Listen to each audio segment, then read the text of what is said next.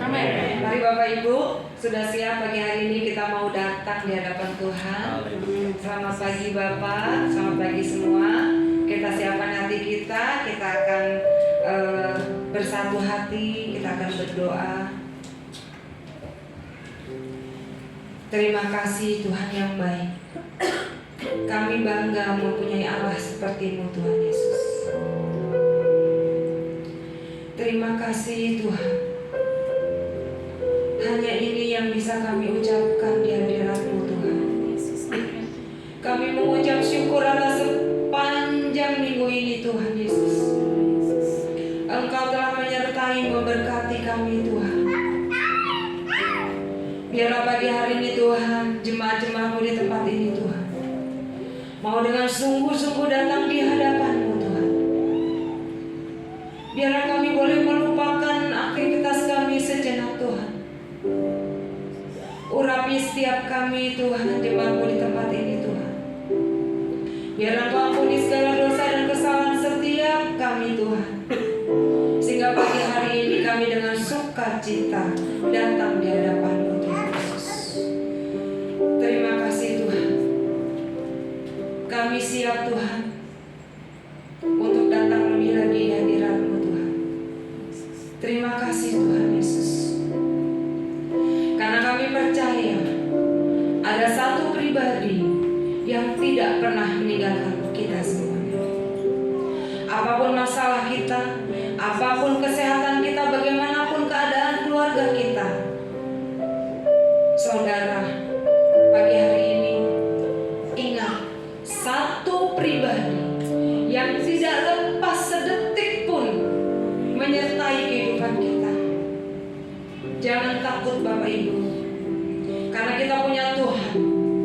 Kita punya Allah yang begitu kuat tangannya. Dia selalu memegang kita. Terima kasih Tuhan Yesus. Hanya ada Tuhan satu-satunya yang sanggup mengerti isi hati kita. Oleh sebab itu, tatkala kita sendiri, jangan takut, jangan gentar. Ada Tuhan yang menyertai.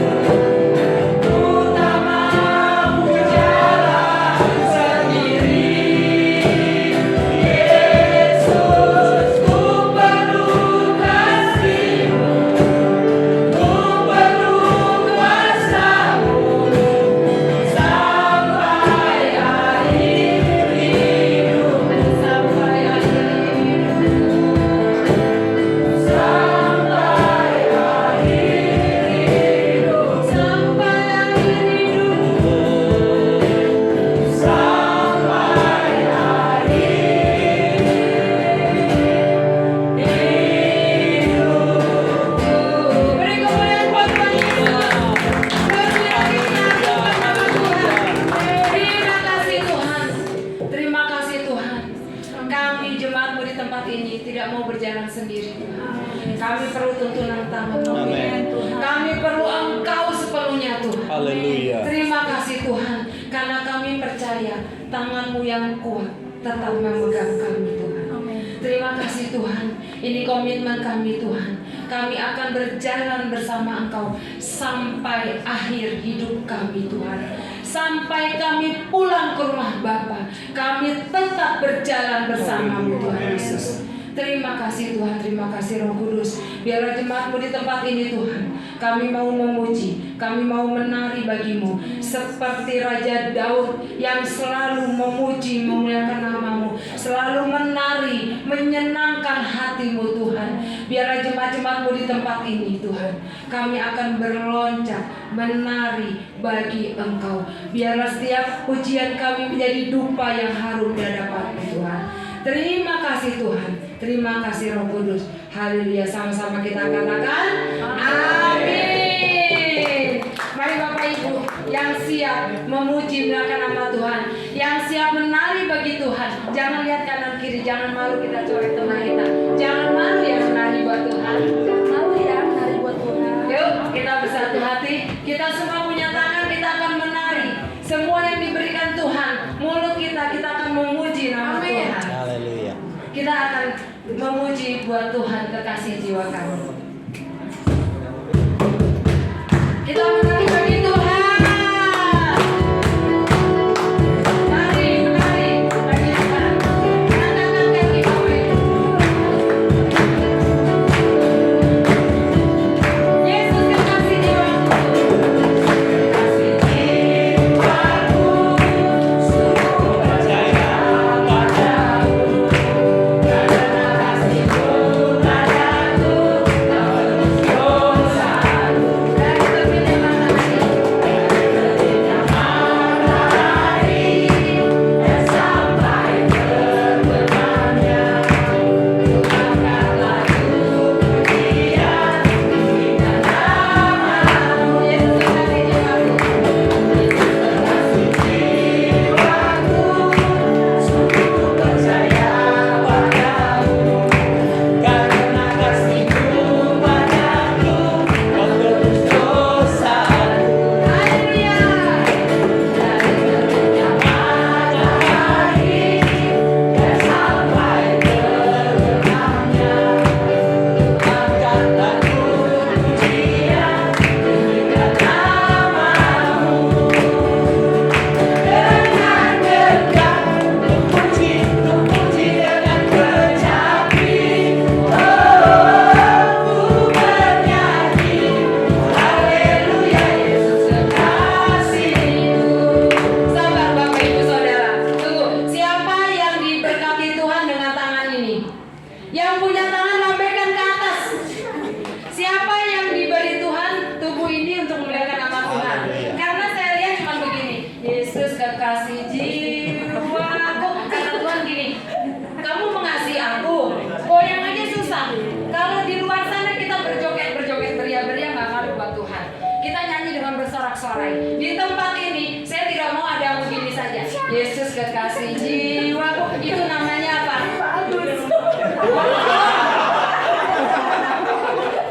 Itu namanya mengasihi itu langsung berseru nggak? Kalau mengasihi itu muka kita senyum smile. Kalau perlu tabok sebelah kita. Kamu mengasihi Tuhan. Ayo, siap Bapak Ibu. Jangan saya tangannya begini semua. Kita akan menari buat Tuhan. Yesus kekasih jiwaku ya. Jiwaku, Percaya padamu. lihat.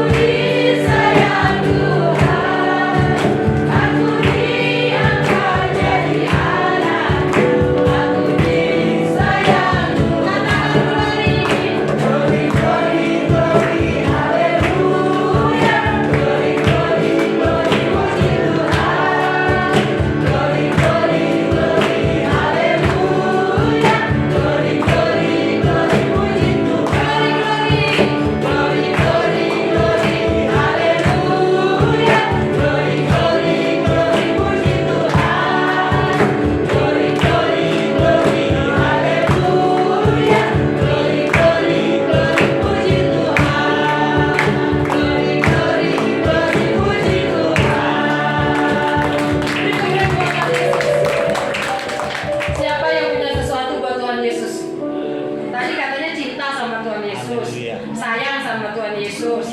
Sekarang tangan kita taruh di kantong atau di belakang, terus kita katakan gini sama Tuhan, I love you Tuhan Yesus. Ya, ini yang kita punya buat Tuhan. Satu, semua tangannya taruh dulu di kantong. Jangan begini doang nih bapak-bapak ya, kantongin banyak.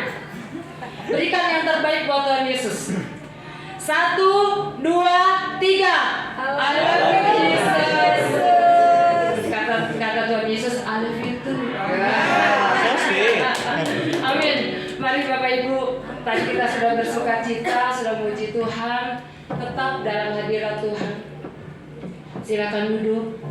Kita akan melanjutkan memuji Tuhan. Tidak ada satupun di tempat ini yang tidak perlu Tuhan. Hanya satu-satunya Tuhan yang ada di hati kita. Terima kasih Tuhan Yesus.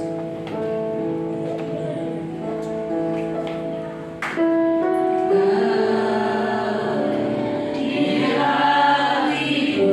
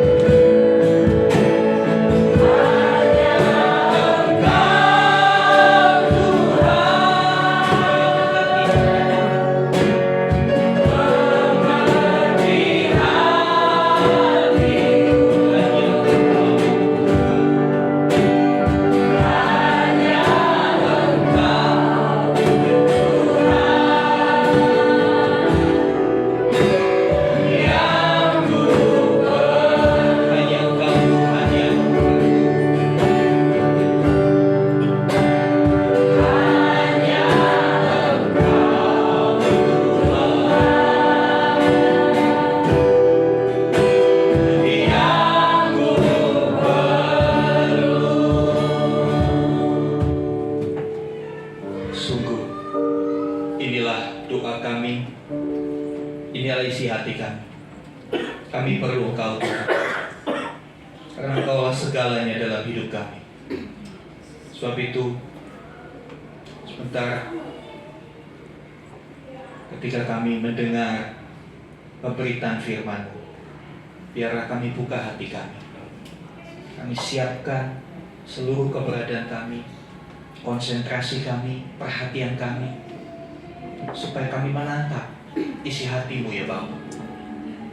Tuhan, pakai hamba-Mu, Pendeta Feren Tambim yang sudah Tuhan utus, supaya apa yang hamba-Mu sampaikan benar-benar mengubah pola pikir kami, perilaku kami, supaya hidup kami semakin serupa dengan Kristus.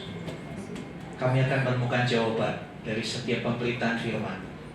Kami akan menemukan solusi untuk setiap pergumulan kami ketika kami memperhatikan perkataan-perkataan. Terima kasih Tuhan. Berkati hamba-hamba-Mu yang sudah melayani kami dalam pujian penyembahan. Berilah mereka tidak menjadi sia-sia di dalam Tuhan. Tambah-tambahi, perlengkapi mereka dengan talenta, dengan pengurapan yang dari Tuhan. Terima kasih Tuhan. Berbicaralah, karena kami siap mendengar firman. Dalam nama Tuhan Yesus kami berdoa. Haleluya. Amin. Amin. Silakan duduk Bapak Ibu Saudara. Terima kasih untuk teman-teman tim presentasi. Ya puji Tuhan, saudara yang dikasih Tuhan. Hari ini firman Tuhan akan dilayani oleh Bapak Pendeta Dr. Feren Tambim. Beliau adalah senior saya. Beliau juga seorang gembala, menggembalakan di GBT Pademangan, ya, di daerah Jakarta Utara. Ya, saya persilakan Bapak untuk menyampaikan pesan Tuhan.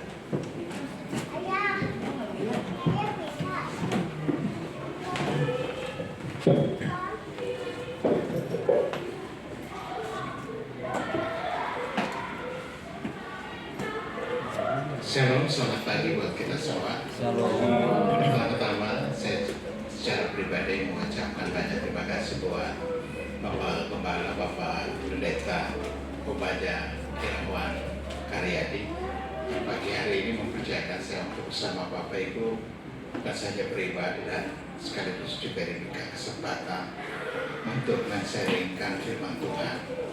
Judul sudah diberikan kepada saya beberapa waktu yang lalu.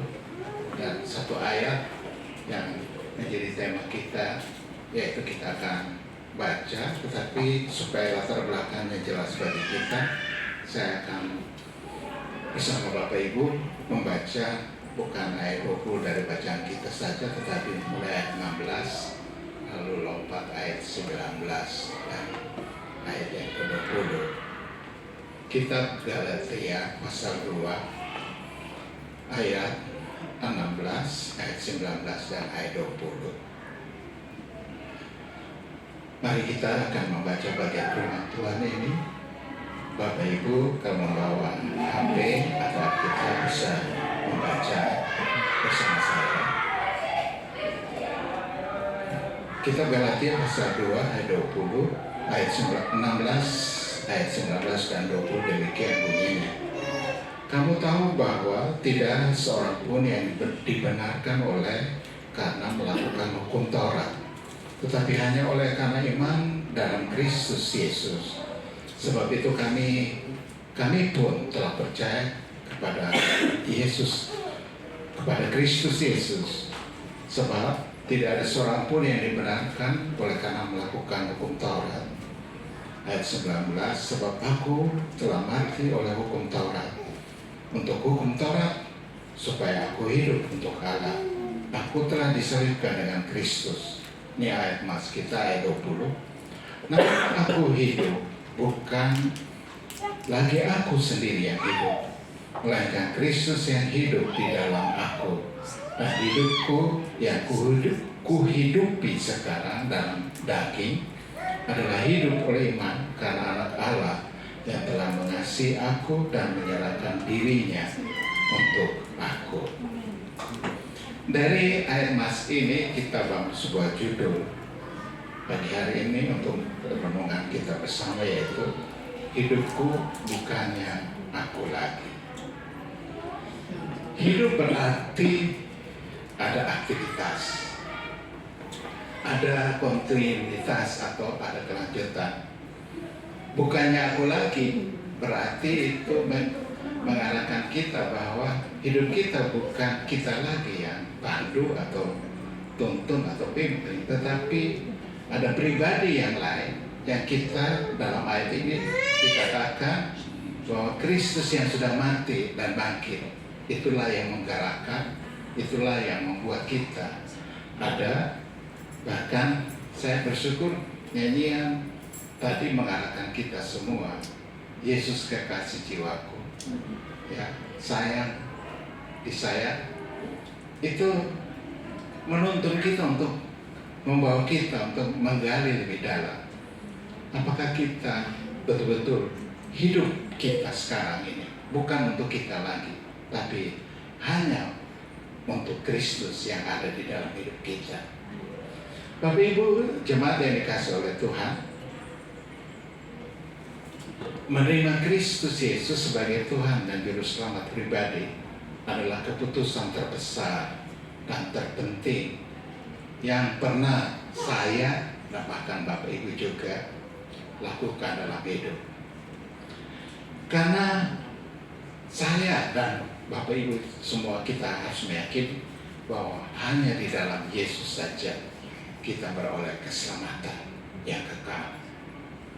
Dalam Kisah Para Rasul pasal 4 ayat 12, di situ disebutkan oleh penulis kitab tersebut bahwa di bawah kolong langit ini tidak ada nama lain yang dikaruniakan kepada manusia yang di dalamnya manusia selamat.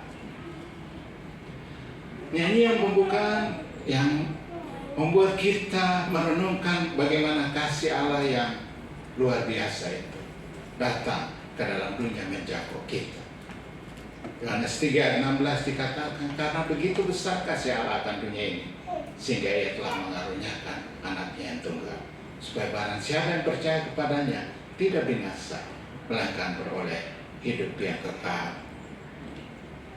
Bahkan secara tegas dalam kitab yang sama, ya, Yohanes 14 ayat yang ke-6 dikatakan bahwa Yesus sendiri yang menyatakan, memproklamasikan bahwa hanya di dalam Dialah ada hidup, ada keselamatan.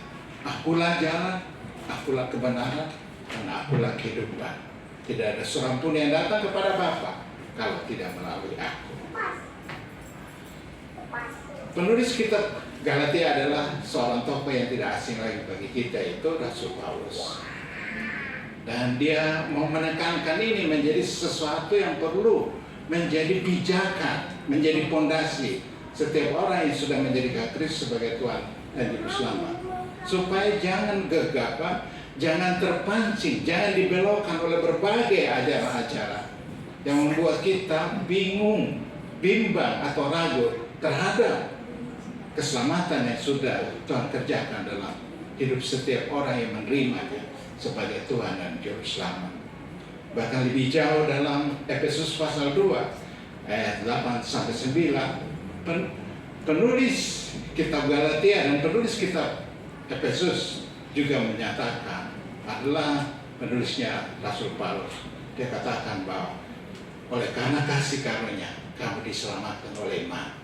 Itu bukan hasil usahamu, itu bukan hasil pekerjaan kita.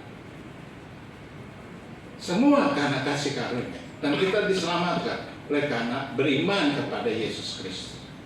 Rupanya tema kita ini menggelitik atau mengajak kita untuk merenungkan bagaimana posisi kita sebagai orang percaya. Kita berbeda pada zaman surat ini ditulis, tetapi Rasul Paulus mau mengatakan bahwa inilah dasar iman percaya kita, supaya jangan sampai kita terjerambab atau tergoda, terpengaruh dengan berbagai ajaran-ajaran yang membuat kita bimbang. Karena pada ketika itu ada paham atau ada ajaran yang mengatakan bahwa kita selamat karena kita memenuhi hukum Taurat. Ya. Dan Rasul Paulus mau bantah itu. Oleh karena itu perenungan kita ini menolong kita supaya kita coba dalami baik-baik bahwa Tuhan Yesus kekasih jiwaku, sayang disayang, Dia adalah pribadi yang unik. pribadi yang tidak ada tandingannya. Haleluya. Dia yang inkarnasi mengambil berupa manusia karena kasihnya, kasih agape, kasih yang sempurna itu datang mengangkat kita dari lumpur dosa, dan kita disebut sebagai anak-anak pewaris kerajaan surgawi. Bapak Ibu, sebagai pengantar, ada lagu yang sering kita nyanyikan, yaitu hidupku bukannya aku lagi, tapi Yesus dalamku. Ini paralel sekali. Ini sejajar dengan tema kita pagi hari ini. Hidupku bukan aku lagi. Dan itu diungkapkan, digubah dalam lagu yang menolong kita untuk merenungkan hidup kita dari waktu ke waktu. Bahwa kita diselamatkan. Atau dengan kata lain, saya lagu penggalan, saya lagu ini menyatakan bahwa kita selamat. Tidak ada sesuatu yang baik dari diri kita, semata-mata karena kasih Allah, kasih anugerah Allah, sehingga kita dimungkinkan untuk diselamatkan olehnya. Bapak Ibu jemaat yang dikasih oleh Tuhan, dari tema yang kita baru saja baca, kita akan mencoba menggali lebih dalam apa yang dimaksud dengan hidupku bukannya aku lagi. Dapat ditarik 3 prinsip atau 3 ciri orang yang hidup di dalam Kristus. Itu memberikan gambaran untuk kita mendalami hidupku bukan aku lagi. Yang pertama, pelajaran yang pertama, saya sudah diarahkan jangan sungkan-sungkan tegur saya kalau sudah melewati batas waktu ya. Saya diberikan waktu tidak boleh lebih dari 30 menit. Oleh karena itu saya mencoba untuk memenuhi ketentuan itu. Yang pertama, hidupku bukan aku lagi. Maknanya apa? Cirinya apa? Pesannya apa bagi kita? Yang pertama, dari bacaan kita, rupanya hidupku bukan aku lagi. Itu mengingatkan kita bahwa kita harus menjadikan Kristus itu pusat seluruh hidup kita.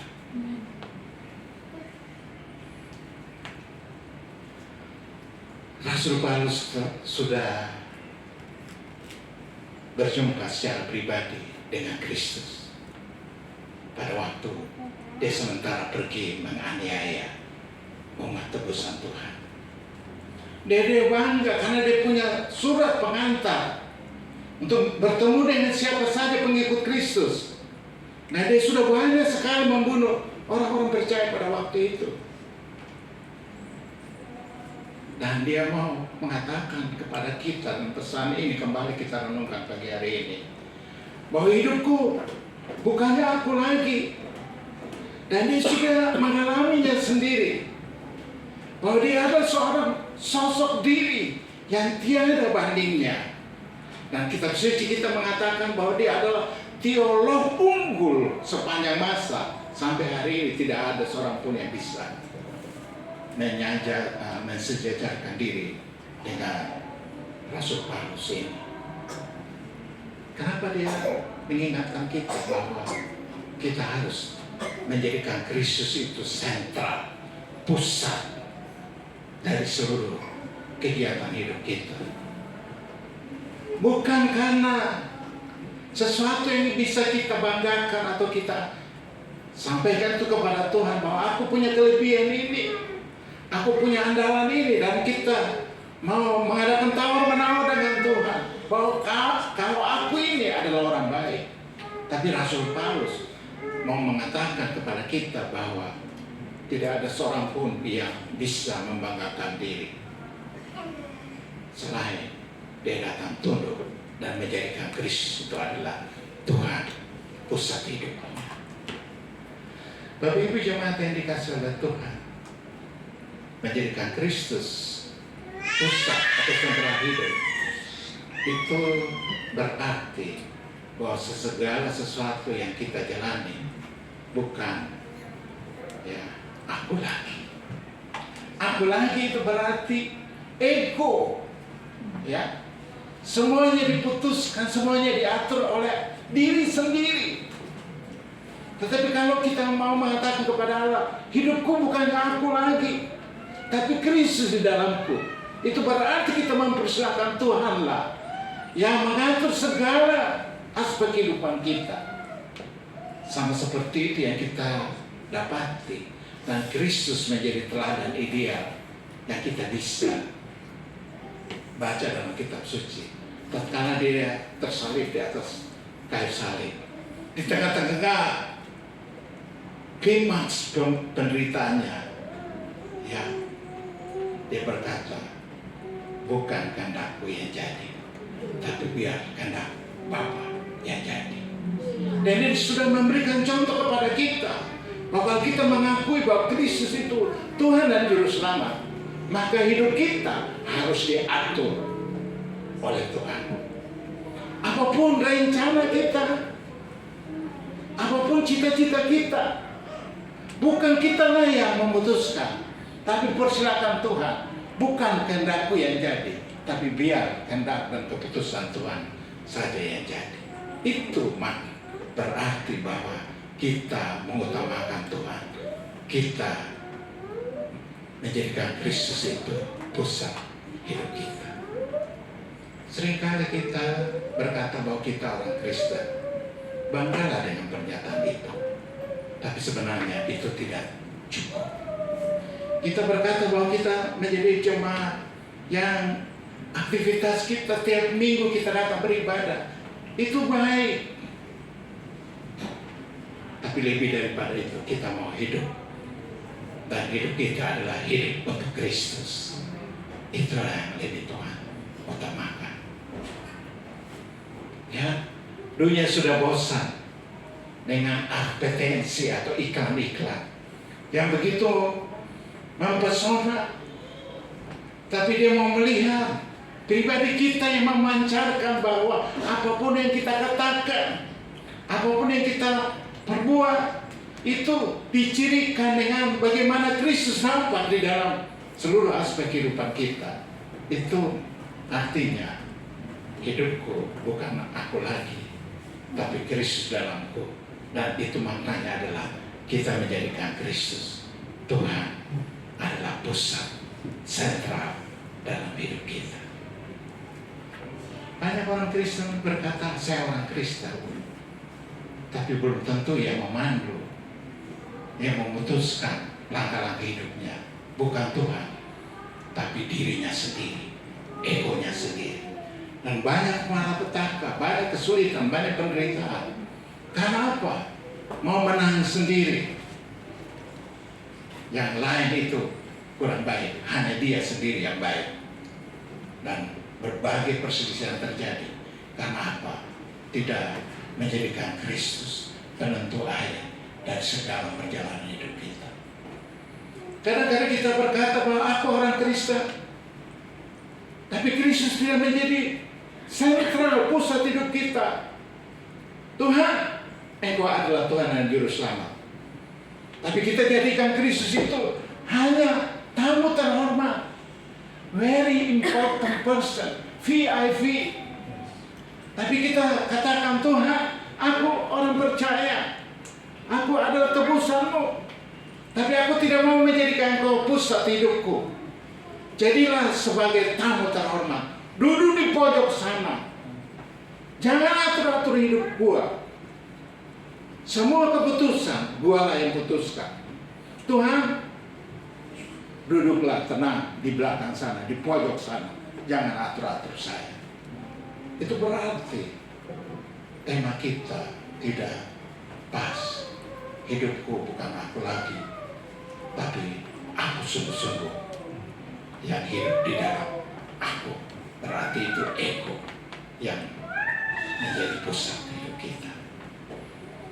Bapak Ibu, jemaat yang dikasih oleh Tuhan, hidupku bukan aku lagi. Itu harus dicirikan dengan menomor satu Tuhan.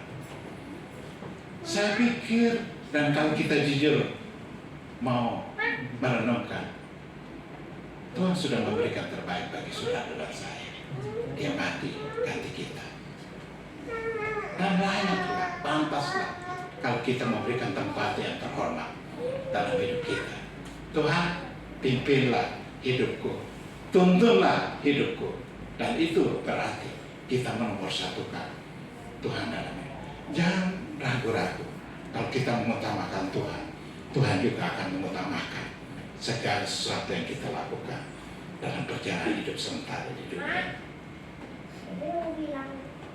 Untuk menutup bagian pelajaran yang pertama, saya teringat seorang tokoh. Dan tokoh ini adalah dua bersaudara, yaitu John Wesley dan Charles Wesley. John adalah kakak dari Charles Wesley. Kalau Charles Wesley, dia adalah penggubah lagu, ya, pengarang lagu yang sangat terkenal, dan sampai hari ini gereja mainstream memakainya sebagai lagu wajib dalam ibadah mereka. Ya, Kidung Jemaat, Dua Sahabat Lama, ya, lagu himne, dan bagus, dalam sekali teologianya. Tapi kakaknya adalah seorang gembala muda yang melayani Tuhan. Ringkas cerita, dia sudah cukup lama melayani Tuhan. Nanti berakhir usianya 88 tahun. Dia menginjili banyak orang dan banyak orang bertobat. Dan khotbahnya begitu luar biasa.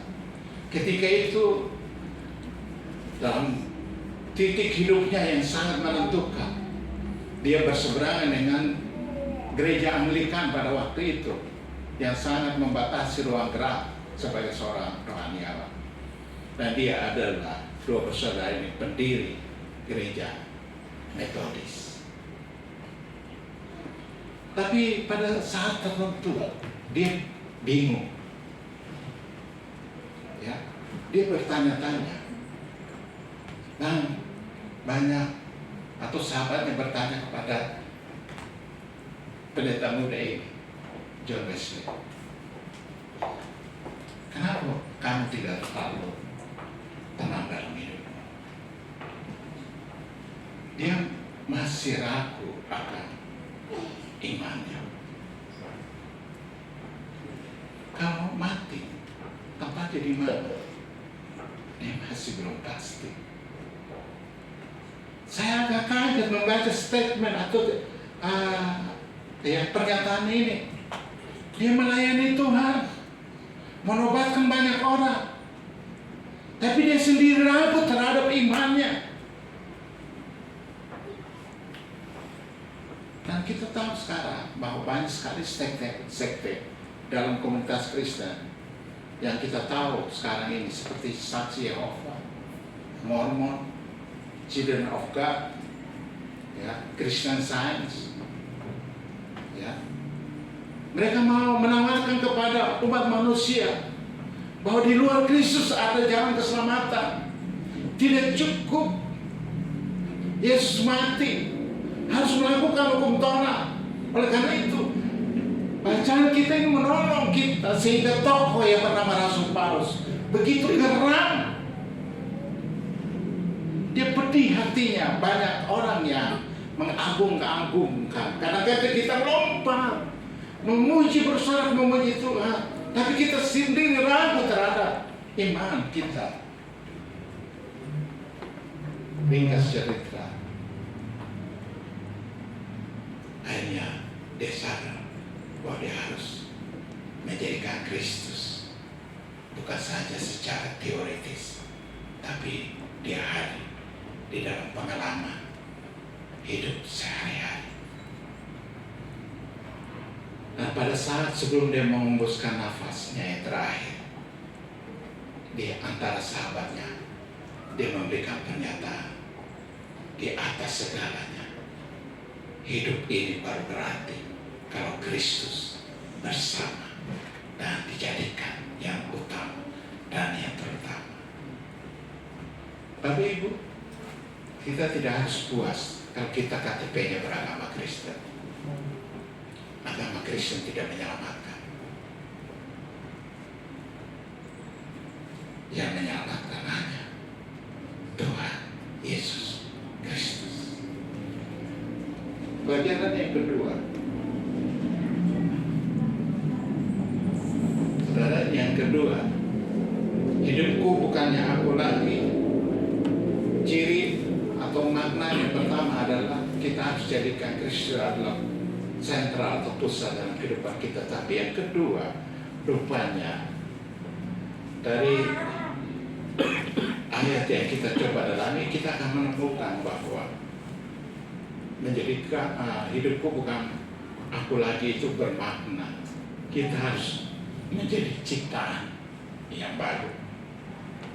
Dalam 2 Korintus 5 ayat 17 dikatakan dalam bagian firman Tuhan itu berbunyi, jadi siapa yang ada dalam Kristus, dia adalah ciptaan yang baru, yang lama sudah berlalu, sesungguhnya yang baru sudah datang.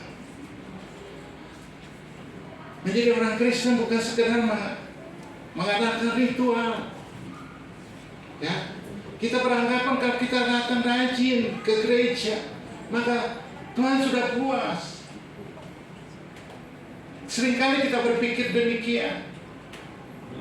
Tapi sebenarnya kalau kita renungkan baik-baik, kita menunjukkan pelayanan,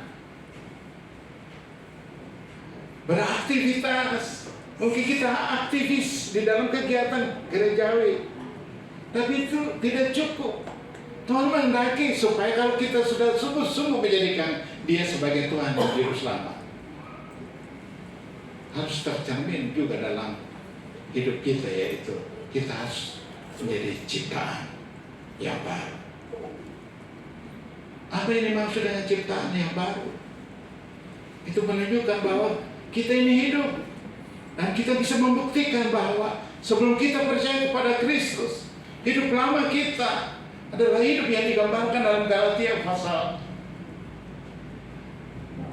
5 ayat 19-20. Di sana dikatakan bahwa orang yang belum hidup dalam kehidupan baru bersama Kristus, pola hidupnya, cara hidupnya tidak berbeda jauh dengan orang-orang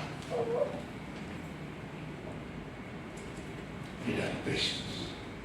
Orang lain nyontek, ya dia juga nyontek.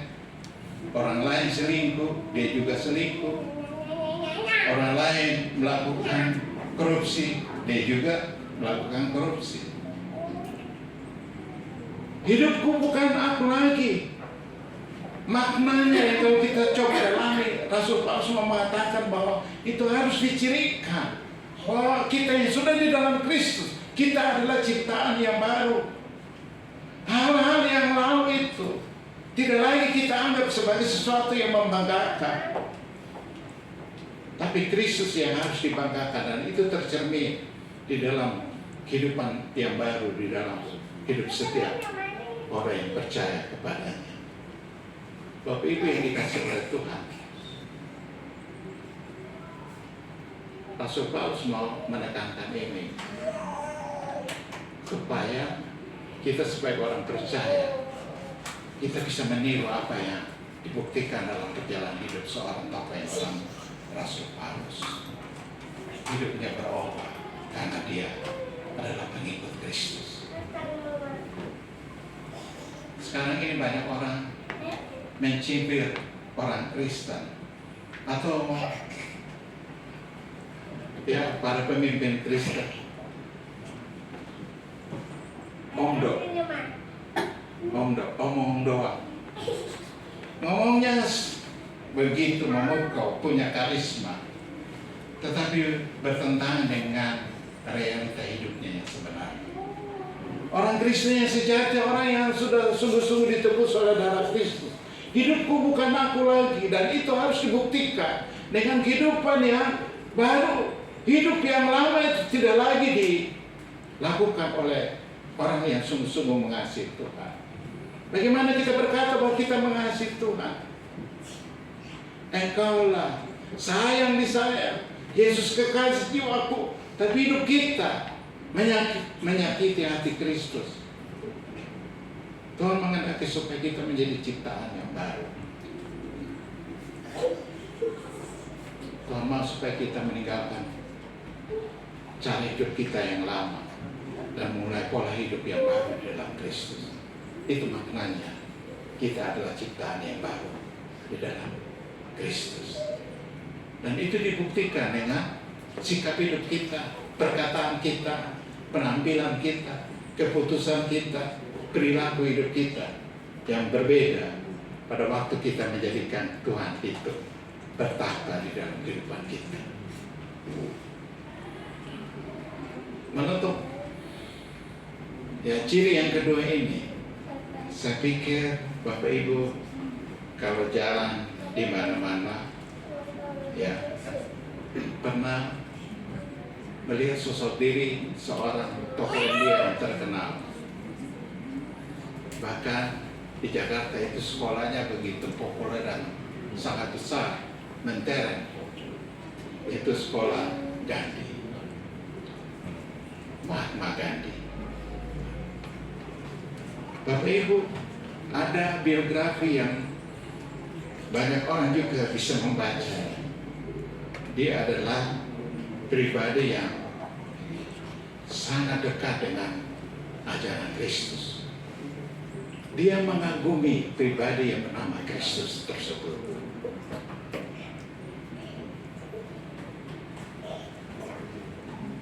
Seharusnya dia menjadi orang Kristen.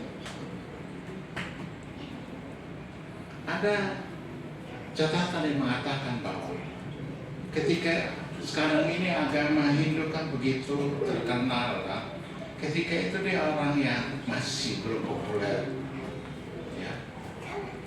Sekali waktu menurut ya cerita dia mau datang karena dia kagum dengan ajaran Kristus. Apalagi dia baca dalam Matius pasal 5. Ya. Itu di luar nalar. Dan dia seorang cendekiawan yang amat sangat luar biasa. Dia kagum terhadap ajaran Kristus dan juga pribadi Kristus tersebut.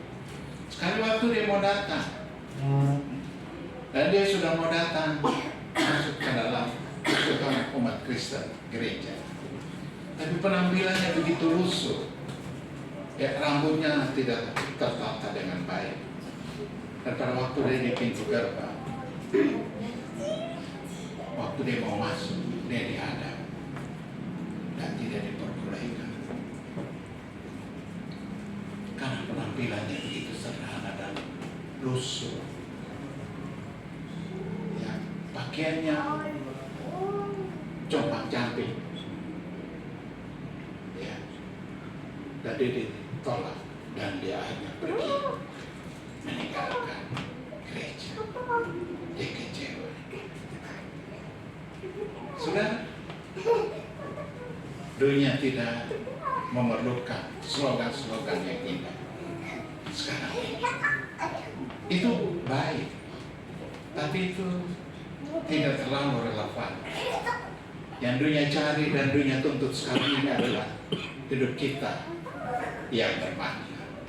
Dan saya tahu gereja ini adalah GBT Impact Community. Dunia udah bosan dengan berbagai fenomena yang spektakuler.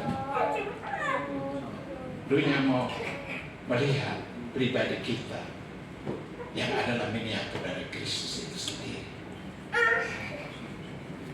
Kita mau melihat apakah kata-kata kita mencerminkan bahwa kita adalah orang Kristen. Harga diri kita disinggung sedikit saja kita sudah mulai ya marah-marah, dan marah-marah itu tanpa alasan yang dapat dipertanggungjawabkan, lebih dari orang yang tidak kenal Tuhan. Kalau orang Indonesia Timur kalau marah sedikit piring terbang, ada piring terbang itu cerita klasik, tapi ini sungguh-sungguh piring bisa terbang. Dan banyak bagaimana orang tetangga melihat kok orang Kristen perilaku seperti itu. Kata-kata kotor dari kebun binatang Ragunan itu ada di sana, tetapi ada juga di rumah-rumah tangga orang Kristen. Bagaimana maaf ya, mungkin kata ungkapan saya agak tajam, tapi saya berdasarkan firman Tuhan ini. Rasul Paulus menghendaki supaya kita sebagai orang percaya, kita harus membuktikan bahwa hidupku bukan aku lagi, tapi Kristus. Dan itu harus dibuktikan dengan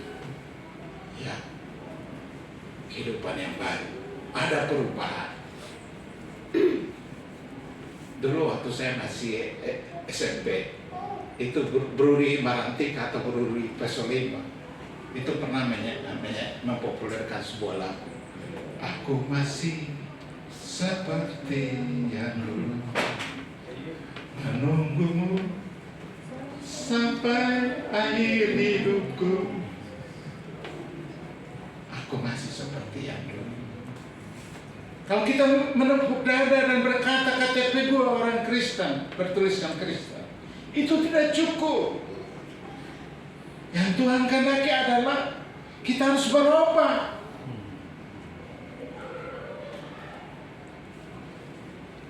Saudara mau kenal Indonesia, rupanya enggak terlalu sulit. Kalau orang luar negeri mau datang, Indonesia kan luas, dari Sabang sampai Merauke, luas sekali.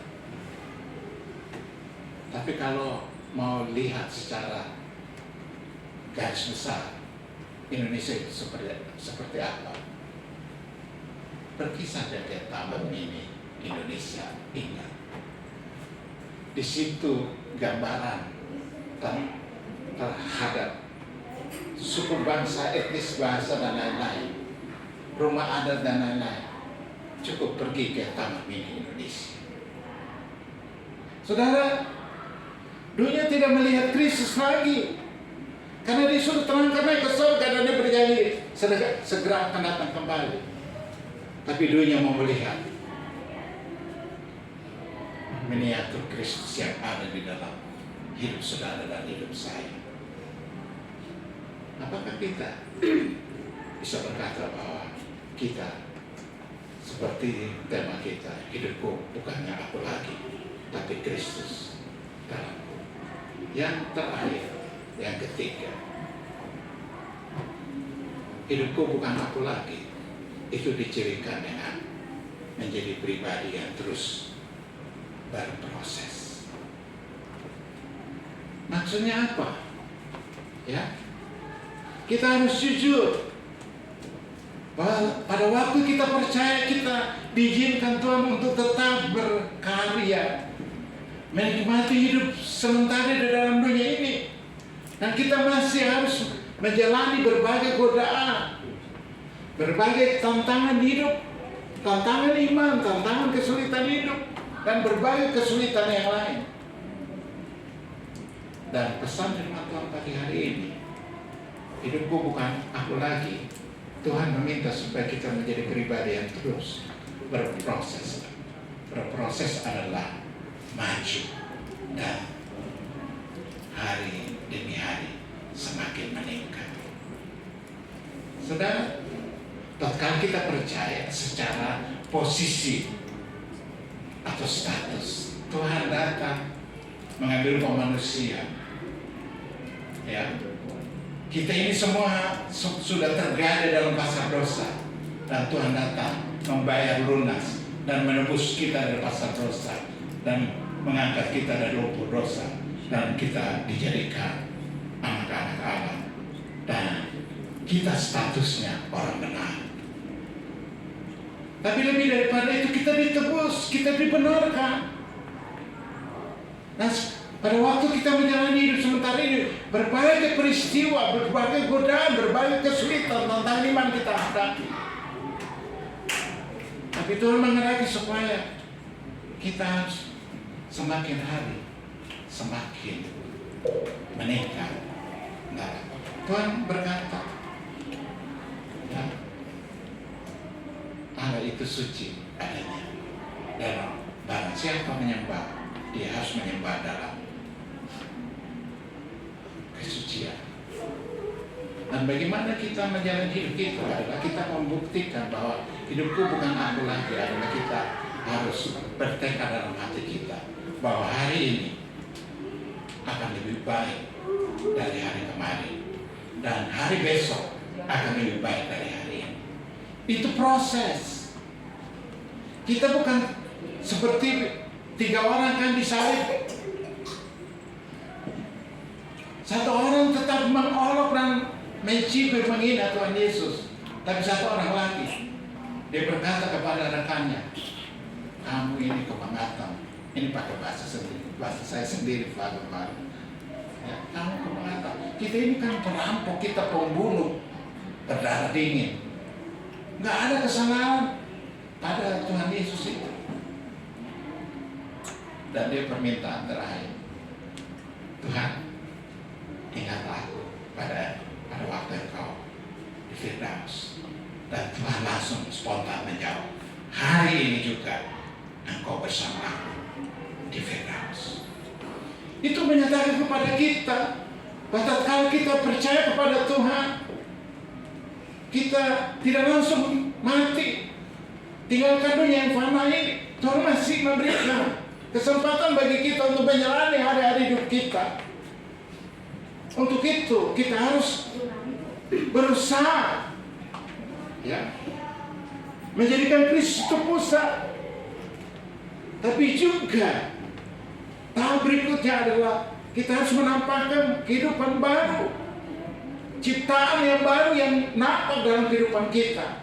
Dan kita tetap berjuang, berproses, artinya kita harus berjuang mempertahankan iman kita supaya tatkala dia datang kali kedua, kita didapati sebagai hamba yang setia sampai akhir. Kita bisa gagal, kita bisa jatuh dalam dosa, tapi kita ambil tekad. Kita gagal, tapi kita minta ampun. Tuhan, aku telah melanggar perintah. Sekarang aku minta ampun, bertobat. Dan kita ambil tekad lebih membara supaya kita maju lebih baik. Yang saya ketahui pada saat saya belajar di sekolah teologi, tadi saya katakan di awal, pada waktu kita percaya secara posisi, ya, itu positional sanctification. Itu berarti kita adalah orang yang benar, orang yang dipilih, orang yang tebus. Tapi kita sementara berjuang menuju. Oleh karena itu Rasul Paulus, aku meninggalkan hal-hal yang ada di belakangku dan aku fokus kepada hal yang ada di depanku. Itu berarti hidup kita harus jalan terus, penuh dengan perjuangan, air mata bercucuran, disakiti, diolok, dihina, ditolak, tapi maju terus. Karena mahkota sukacita, mahkota kehidupan sudah tersedia di ujung garis akhir, dan itu akan diberikan bagi mereka yang setia mempertahankan iman sampai akhir hidupnya. Saudara, sebenarnya perenungan kita pagi hari ini, Rasul Paulus mau mengatakan bahwa apapun yang kita punyai tidak akan menolong kita menghadapi berbagai perjuangan berat. Tapi saudara andalkan Tuhan. Saudara jadikan Dia pusat hidup saudara. Tuhan punya cara untuk menolong berbagai tantangan hidup yang berat ini. Ada yang saya tangkap dalam sosok hidup Rasul Paulus adalah dia mau menantang orang yang berkata bahwa di luar Kristus masih ada jalan keselamatan. Dan dia berkata bahwa secara hukum Taurat dia adalah pribadi yang unggul. Kenapa? Karena dia adalah sosok diri dari hakim, ya, atau MK sekarang, ya, dalam itu di salah seorang hakim. Kalau dia bukan orang yang sembarangan, Sanhedrin, dia adalah suku Israel keturunan Benyamin. Umur 8 hari dia juga menjalani sunat hukum Taurat. Dan sebagai orang yang anti kepada Mesias, dia punya sunat dan dia sudah banyak sekali membunuh orang percaya pengikut Kristus. Tapi tatkala dia bertemu dengan Yesus Kristus, dia berkata, semua kebanggaan, semua kehebatan yang dimiliki, dalam bahasa Yunani dikatakan skubalo, sampah, tidak sebanding dengan tatkala dia bertemu secara pribadi dengan Sang Juru Selamat. Dia adalah tokoh yang hebat. Dia berkata bahwa kita tidak mungkin bisa selamat karena menunaikan hukum Taurat. Justru tatkala kita berhadapan dengan hukum Taurat, semakin nyata ketidakmampuan kita untuk menunaikannya. Dan Rasul Paulus walaupun dia hebat, tapi dia berkata bahwa hanya Kristuslah harta terindah, harta terbaik. Saudara boleh punya segala sesuatu, tapi tanpa Kristus kita binasa, kita selamat. Karena Alkitab berkata, apa untungnya seseorang memiliki dunia dan segala isinya, tapi tidak ada Kristus dalam hidupnya. Dan inilah yang ditekankan oleh Rasul Paulus. Saya pernah membaca sebuah statement. Ada seorang saintis ilmu pasti alam, ya Pascal. Dia memberikan pernyataan, dalam hati manusia ada satu ruang yang kosong, dan itu tidak bisa dipuaskan dengan ketenaran, dengan keperkasaan, dengan harta berlimpah, dengan apapun yang kita miliki dalam dunia ini, dengan rumah mewah, mobil yang keluaran edisi terbaru, dan sekarang ini mobil bisa jadi terbang. Saudara boleh miliki itu, tapi dia berkata ruang yang kosong itu tidak akan dipuaskan dengan berbagai apa yang kita miliki di dalam dunia sementara ini. Dan dia simpulkan ruang yang kosong itu hanya dapat dipuaskan oleh pencipta manusia, yaitu Yesus Kristus sendiri. Saudara, bangga kalau saudara punya Yesus.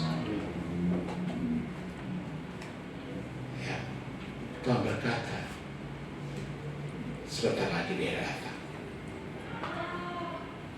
Apakah ada iman di antara manusia yang percaya kepada Tuhan?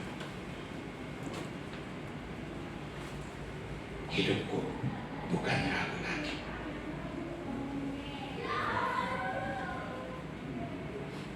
Pusatkan, ya, hadirkan dia yang terutama dan terutama dalam hidup saudara dan saya. Berjanjilah di hadapan dia, aku mau hidup baru. Aku tinggalkan hidupku yang lama, yang dahulu aku banggakan, tapi sekarang aku putuskan, aku tinggalkan semuanya ini. Kalau sekarang ini saudara dan saya beranggap aku sudah berusaha tapi aku masih gagal, jangan tak berhati. Tuhan berkata, marilah kepadaku hai kamu sekalian yang berlelah dan yang bertanggungan berat, aku akan memberikan kelegaan kepadamu. Yesaya berkata, bulu yang terkulai tidak dipatahkan, dan sumur yang berasap tidak dimatikan. Mungkin saudara sekarang berkata bahwa saya orang jahat, orang yang bobrok, orang yang sangat berdosa. Tuhan tetap sayang saudara. Mari datang kepadanya, dan saudara akan diampuni, dan saudara akan diberikan kesempatan untuk maju lagi dan bersama dengan dia pada saat kita meninggalkan dunia yang fana ini, pastikan kita semua sudah memiliki kepastian keselamatan. Pertanyaan yang diragukan oleh John Wesley adalah, dia takut mati. Sudah takut mati? Bapak Ibu takut mati? Bukan berarti saya tanya lalu saudara nggak takut mati, lalu saudara jalan gak usah pakai helm, pokoknya nggak lihat kiri kanan, nyebrang jalan, itu bukannya takut mati, itu mati konyol nanti. Ya. Pelajaran kita bisa ambil di kisah ini adalah, kalau saudara sudah percaya kepada Tuhan, jangan ragukan itu. Sekali Yesus, selamanya Yesus. Kiranya Tuhan menolong saudara dan saya, sehingga apapun yang terjadi, kita didapati sebagai hamba yang setia sampai akhir hidup kita. Mari kita berdoa. Tuhan Yesus, terima kasih untuk waktu yang singkat ini. Kami mencoba mendalami pesan dari hamba-Mu Rasul Paulus. Hidupku bukan aku lagi. Dan ada 3 pelajaran penting yang kami bisa serap atau angkat ke permukaan. Tolonglah kami supaya kami bisa mampu melalui Roh-Mu yang kudus, supaya kami sungguh-sungguh bisa menjadikan Engkau adalah pusat kehidupan kami. Kami mau berjanji kepadamu supaya hidup kami berubah. Kami mau hidup baru di dalam Kristus. Dan juga kami bertekad supaya apapun godaan, apapun malapetaka, apapun yang terjadi dalam hidup kami tidak tawar hati, tapi kami mengambil hikmah di dalamnya supaya kami semakin bertekad untuk lebih baik dan semakin lebih baik, karena kami tidak tahu kapan hidup ini berakhir. Dan kalaupun hidup ini berakhir, yakinkanlah kami bahwa hidup kekal itu sudah kami miliki. Dan kalau Kau berikan bagi kami kuasa apapun, tidak dapat merampasnya dari hidup kami. Terpujilah nama-Mu, di dalam nama Yesus Kristus kami datang berdoa dan mengucap syukur. Amin. Saya kembalikan kepada Bapak Gembala untuk memimpin acara.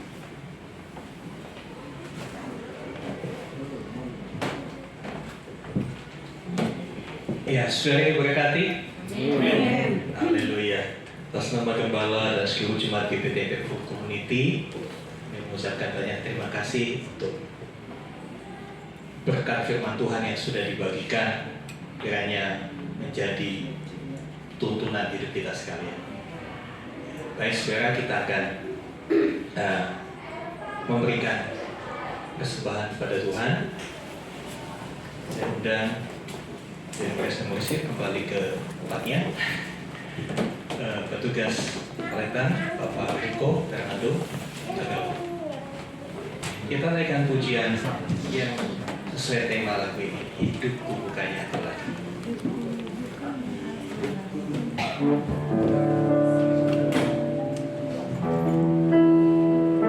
Yesus hidup, Yesus hidup, Yesus hidup dalamku. Hidupku bukannya aku lagi, tapi Yesus dalamku.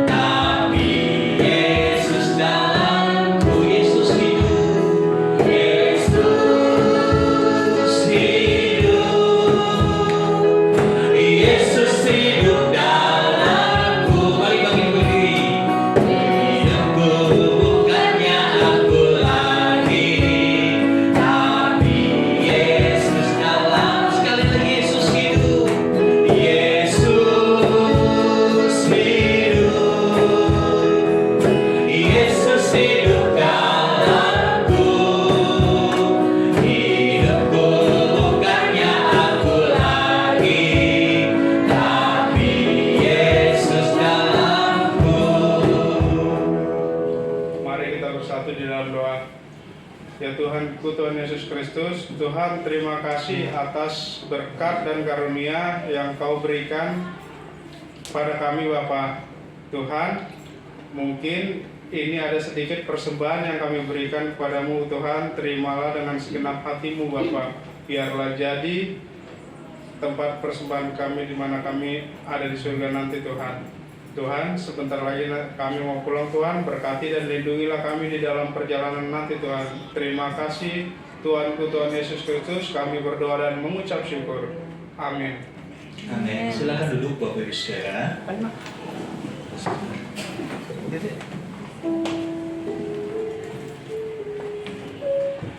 Ya, saudara yang dikasih Tuhan, menaikkan doa-doa syafaat kita.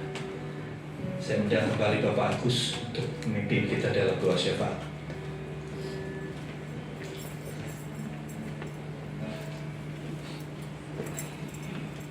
Haleluya. Pagi hari ini kami mengucap syukur Tuhan Yesus untuk kesempatan bagi setiap kami untuk kami boleh beribadah di tempat ini. Secara khusus saya mengucap syukur Tuhan telah mengingatkan buat setiap kami bagaimana bahwa di dalam menjalani kehidupan kami hari-hari ini yang kami lalui bahkan hari ini ke depan, kami diingatkan firman-Mu pada pagi hari ini bagaimana kami hidup bukan karena kami, tetapi karena Kristus yang hidup di dalam kehidupan kami. Biar ini menyadarkan buat setiap kami, untuk mengingatkan buat setiap kami bahwa sejauh mana kekristenan yang selama ini kami ikuti di dalam kehidupan kami. Apakah keputusan yang kami lakukan ketika kami mengiringi Tuhan, apakah sudah mencerminkan bahwa Kristus itu hidup di dalam kehidupan kami? Dan biarlah waktu surga pagi hari ini kami boleh mengambil keputusan kembali. Ketika kami mungkin hari-hari yang sudah kami lalui kami mulai meleset Tuhan, bila hari ini kami boleh kembali mengambil komitmen bahwa biarlah hidup kami yang senantiasa berpusat pada Kristus dengan segala situasi yang kami alami, situasi yang kami hadapi hari-hari ini ke depan Tuhan Yesus. Sekalipun kami percaya bahwa hari-hari ke depan tidak mudah, tetapi ketika kami berpusatkan pada Kristus dalam kehidupan kami, segala sesuatu kami boleh lalui dengan baik. Terima kasih Tuhan surga. Biarlah kami menyadari bahwa kami adalah ciptaan baru dalam Kristus, dan kami terus berproses. Kami terus memberikan hidup kami untuk kami diperbarui hari lepas hari menuju kebaikan itu Tuhan. Terima kasih Tuhan surga. Materkan firman-Mu pada pagi hari ini di tengah-tengah setiap kehidupan kami Tuhan Yesus. Sehingga kekristenan kami bukan sekedar kekristenan yang menjadi status di dalam kehidupan kami, tetapi sungguh-sungguh kami semakin hari kami semakin serupa dengan Kristus. Terima kasih Tuhan surga. Kami berdoa untuk hamba-Mu Pak Frans Tamen yang Tuhan telah putus untuk memberitakan firman-Mu di tempat ini Bapa. Kami mohon pada pagi hari ini biar pengurapan hikmat telah turun atas hamba-Mu, kekuatan kesehatan yang senantiasa melimpah atas hamba-Mu Tuhan Yesus. Tuhan pakai hamba-Mu untuk lebih lagi di dalam pengembalaan, di dalam setiap pelayanan yang Tuhan percayakan di pundak hamba-Mu. Kami percaya kemampuan yang dari Tuhan menyertai atas hamba-Mu Tuhan Yesus. Terima kasih Tuhan surga. Tuhan berkati untuk keluarganya, dan berkati untuk seluruh jemaat yang digembalakannya Tuhan. Kami percaya bahwa perkenanan Tuhan yang senantiasa bersama-sama dengan hamba-Mu, bersama dengan keluarga dan setiap jemaat yang Tuhan percayakan. Terima kasih Tuhan surga. Kami bersyukur buat gembala di tempat ini Tuhan Bapak Obaja Irawan Tuhan Yesus, dan memberkati gembala kami kekuatan kesehatan, dan Tuhan yang senantiasa terus bersama-sama dengan kami untuk membesarkan gereja ini, untuk menghadirkan Tuhan yang pakai gembala kami maupun keluarga Budiah maupun Salsa maupun Sharon, kiranya Tuhan pakai keluarga ini hari lepas hari semakin berkenan di hadapan Allah. Terima kasih Tuhan surga. Kami menyerahkan untuk seluruh jemaat yang ada di tempat ini Bapak. Kami mau hari ini ke depan kami semakin diperbarui oleh Tuhan, kami semakin bertumbuh, kami semakin berakar, kami semakin mengalami Tuhan di setiap langkah kehidupan kami. Kami semakin dewasa, kami semakin mencerminkan Kristus hidup di dalam kehidupan kami, sehingga orang yang belum mengenal Tuhan boleh mengenal Tuhan melalui kehidupan kami, lewat perkataan kami, lewat sikap hidup kami, lewat keputusan kami, lewat buah-buah yang kami hasilkan di dalam kehidupan kami. Orang boleh melihat Kristus dari kehidupan setiap jemaat yang ada di tempat ini Tuhan. Terima kasih Tuhan surga, dan memberkati setiap kami keluarga demi keluarga. Tuhan memberkati setiap pekerjaan usaha kami, Tuhan memberkati apapun yang kami kerjakan. Kami percaya Tuhan akan bawa kami untuk semakin ke depan, kami semakin berhasil bersama dengan Allah. Terima kasih surga, kami bersyukur buat gereja ini Tuhan. Tuhan memberkati gereja ini, biarlah tumbuh kembangkan ke depan Tuhan. Setiap program gereja, Tuhan yang senantiasa campur tangan di dalamnya. Kami serahkan untuk komsel yang dari KSP, komsel yang dari Lipo, begitu dari kaum wanita, pria, kami serahkan semua program yang ada. Tuhan yang senantiasa terus memperbarui kami sehingga kami semakin ke depan, kami semakin bertumbuh menjadi pribadi, menjadi gereja yang dewasa dan menjadi dampak bagi lingkungan kami. Terima kasih Bapak, kami serahkan bangsa dan negara kami dalam tangan-Mu. Pasca pemilu sudah selesai Tuhan. Kami percaya Tuhan tidak pernah tinggalkan bangsa ini. Tuhan yang terus melanjutkan ke bangsa ini Tuhan Yesus, dari pemerintah yang lama maupun ke nanti pas pergantian yang pemerintah yang baru. Tuhan yang akan selesaikan sempurna atas bangsa ini. Terima kasih Bapak surga. Kami bersyukur buat pagi hari ini. Dan sebentar lagi kami akan pulang. Berkati perjalanan kami dan sampaikan kami sampai rumah dengan selamat. Damai sejahtera Allah yang senantiasa terus memerintah atas kehidupan kami, di tengah-tengah keluarga kami, di tengah-tengah pekerjaan usaha kami, bahkan dimanapun kami berada. Tuhan percayakan. Terima kasih Bapak. Sebelum kami pulang, kami rindu menerima berkat-Mu melalui hamba. Bapa di surga, kami menyerahkan juga orang tua kami, Om Apim, dalam tangan Tuhan yang sementara dirawat di Rumah Sakit Sentra Medika. Tuhan jamah, Tuhan pulihkan. Bekerja melalui setiap obat-obatan, vitamin, apapun yang dilakukan para dokter, memberikan pemulihan, percepatan kesembuhan buat orang tua kami. Terima kasih Tuhan. Kami juga berdoa untuk Ibu Mesila. Tuhan pasca operasi, kalau dia harus melewati serangkaian proses terapi, Tuhan tolong. Tuhan, segala urusan administrasi di rumah sakit Tuhan permudah. Tuhan berikan kekuatan, ketekunan untuk ibu ini boleh melewati sehingga dia boleh kembali pulih seperti sedia kala. Terima kasih Tuhan, terima kasih. Saudara-saudara kami yang tidak hadir di tengah perjalanan di luar kota, apapun kendala mereka, Engkau yang melawat mereka, Engkau yang memberkati mereka, bawa mereka untuk makin kenal kepada Engkau, satu pribadi yang agung, Tuhan Yesus Kristus. Terima kasih. Mari saudara, mari arahkan hatimu dan angkatlah tanganmu. Dan sekarang terimalah rahmat anugerah dari Bapa di surga, di dalam kasih dan karya Tuhan Yesus Kristus, bersama dengan persekutuan pengurapan Roh Kudus. Terimalah berkat-berkat jasmani, terlebih lagi berkat rohani. Jadilah berkat dimanapun Tuhan menempatkan engkau. Karena itu pergilah, jadikanlah semua bangsa muridku. Baptislah mereka dalam nama Bapa dan Anak dan Roh Kudus, dan ajarlah mereka melakukan segala sesuatu yang telah kuperintahkan kepadamu. Dan ketahuilah aku menyertai kamu senantiasa sampai kepada akhir zaman. Demikianlah Tuhan Yesus akan datang kembali, menjemput saudara dan saya, membawa kita masuk ke tempat yang telah Dia sediakan, supaya di mana Tuhan Yesus berada, di situ pun kita boleh berada. Kami terima segala kelimpahan berkat Tuhan di dalam nama Tuhan Yesus Kristus. Haleluya. Kiranya